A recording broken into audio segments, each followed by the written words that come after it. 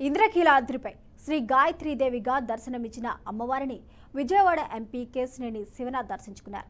దసరా శరన్నవరాత్రి మహోత్సవాల సందర్భంగా దుర్గమ్మను దర్శించుకోవడం ఎంతో ఆనందంగా ఉంది అన్నారు.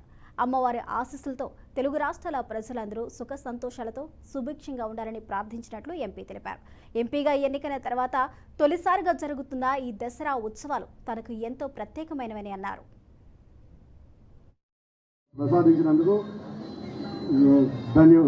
ఆవిడికి నమస్కరిస్తున్నాం. కూడా మేమందరం ఈ 9 రోజులు కూడా ఇక్కడే ఉండి ఎటువంటి అసౌకర్యం భక్తులకు కలగకుండా చూస్తాం.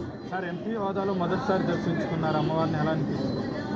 ఎంపీ హోదాలో కాదు, నవరాత్రుల సందర్భంగా, దసరా నవరాత్రుల సందర్భంగా మొట్టమొదటిసారి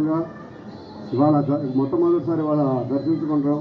ఇవాళ అమ్మవారి పునర్దర్శన భాగ్యం కలగడం చాలా అదృష్టం. ఇటువంటి అదృష్టం అమ్మవారి ప్రసాదించినందుకు ఆవిడికి నమస్కరిస్తున్నాం. కూడా మేమందరం ఈ 9 రోజులు